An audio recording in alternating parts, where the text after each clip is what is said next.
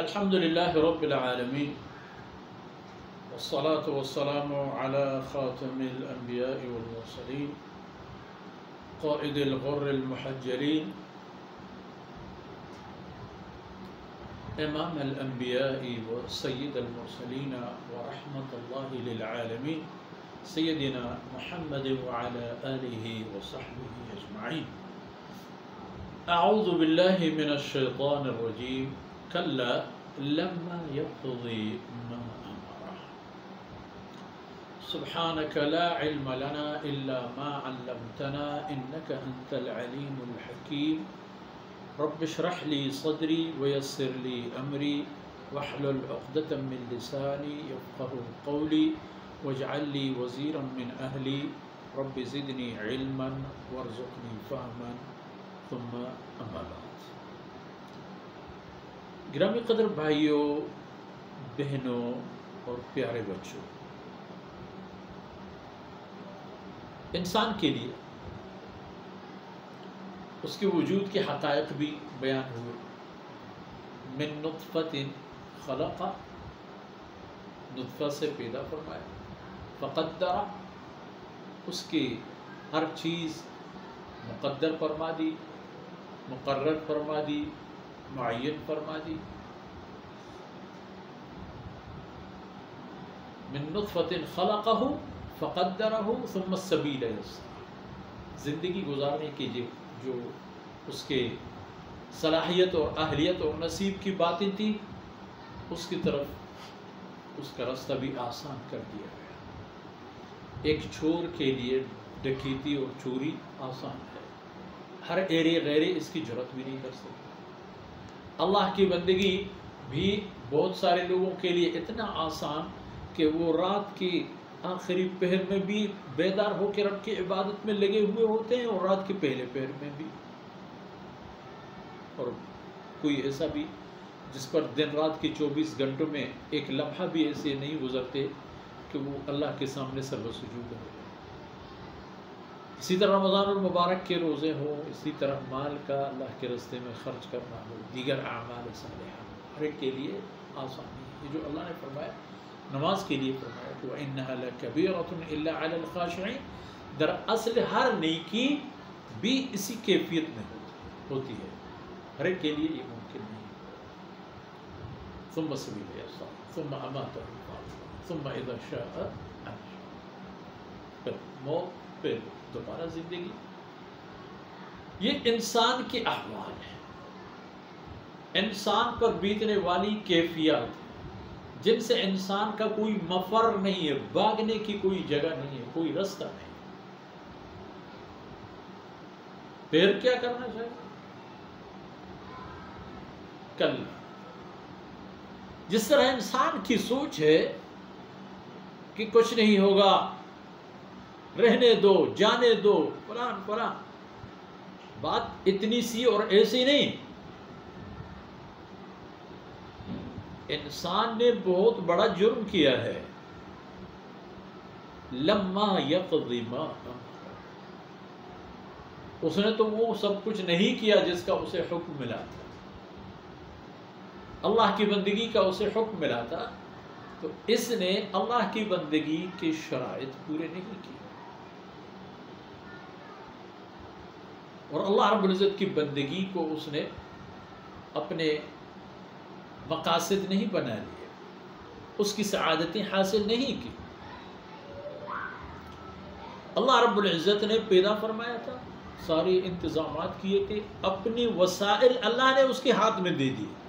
کھانے کی چیزیں، پینے کی چیزیں، سونا، جاگنا، کھانا پینا، رہنا سہنا، زمین پر گھومنا پھرنا، انواع و اقسام کے حیوانات، جمادات، نباتات، پھول، گلاب، یہ اللہ نے سارے اس کی تحویل میں دے دیے.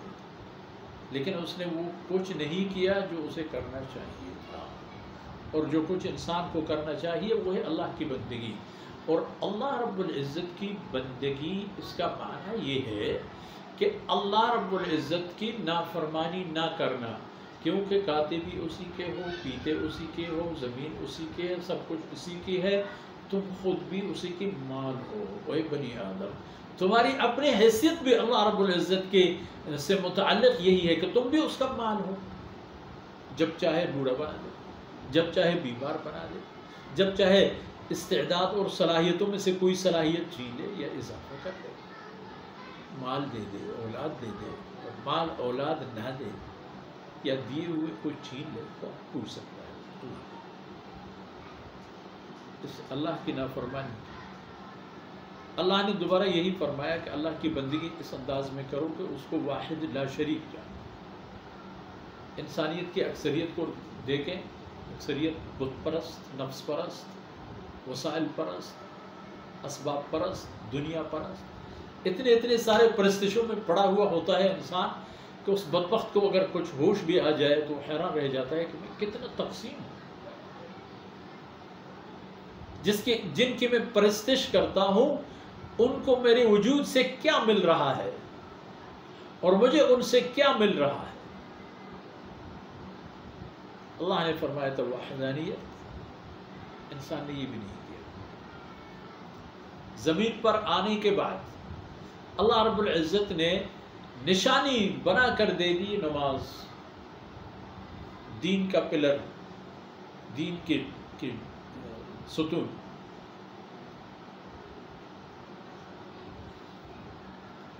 اس کو بھی اس نے خاطر میں نہیں لایا. کافر سے نماز کی کوئی تقاضا نہیں ہو سکتی، لیکن مسلمانوں کو اگر دیکھ لے تو کم سے کم ہمارے اس دور و زمانے میں مسلمانوں کے اکثر وہی ہے جو نماز نہیں پڑھتے. فجر میں جاگے ہوئے ہوتے ہیں مگر نصیب نہیں ہوتی. اللہ رب العزت نے ان کے لیے اپنے رحمتوں کے دروازے اتنے بند کر دیے ہیں کہ ایک سجدہ بھی ان کو نصیب نہیں ہوتا. پریشانی کی بات ہے. لما یقضی ما امر، اس نے نہیں کیے جو کام اسے بتا کر پابند کر دیا گیا. اللہ رب العزت نے مال اور اسباب اور وسائل پیدا فرمائے تھے، اور انسانی حاجتیں ان کے ساتھ اللہ رب العزت نے گرہ لگا دی، مشروط فرمائے. آپ کے پاس وسائل ہونی چاہیے، اسباب ہونی چاہیے، لیکن اللہ رب العزت نے یہاں بہت شرائط رکھے ہیں، کڑی شرائط. حرام نہ ہو، حلال ہو، پاک ہو اور پاکیزہ. گلی سڑی چیزیں نہ کھاؤ، نہ پیو، نہ دے دو، نہ لے لو. یہ بھی اللہ رب العزت کی شرائط ہے. لما یقضی، انسان نے خاطر میں نہیں لایا. جانے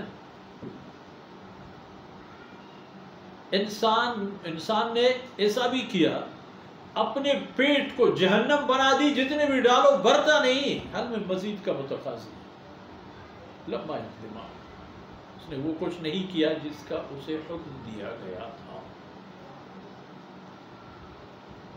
جناب رسول اللہ صلی اللہ علیہ وسلم نے دعا فرمائی، اللہم اکرمنی بالتقوی وجملنی بالعافیہ. یا اللہ، تقوی کے ذریعے سے مجھے عزت اور شرف دے دو، اور عافیت کے ذریعے سے مجھے زندگی میں جاذبیت دے دو، کشش دے دو. اللہ نے مقصد یہ ہے کہ ان باتوں کو تقوی سے مشروط کیا. اس نے تو تقوی دور کی بات ہے. کسی بھی اخلاقی نظام میں انسان نے اپنے آپ کو پائبند نہیں بنایا. صرف وہ چیز حرام ہے جسے آپ حاصل نہیں کر سکتے. یہ بھی سوچ ہو گئی لوگوں کی. لما یقضی ما امر، انسان نے وہ کچھ نہیں کیا جس کا اسے کہا گیا تھا کہ یہ کرنا. قرآن کی روشنی میں، جناب محمد رسول اللہ صلی اللہ علیہ وسلم کی فرمودات اور عمل کی روشنی میں زندگی کے قدم بڑھاتے جاؤ.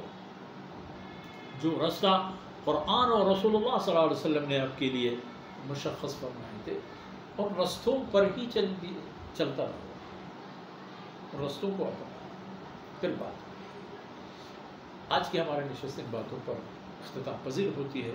دعا ہے کہ اللہ رب العزت چند جملوں کو اپنے بارگاہ ہمیں شرف قبولیت نصیب فرمائے، اور ہماری دنیا اور آخرت کے متاع اور قیمتی سامان.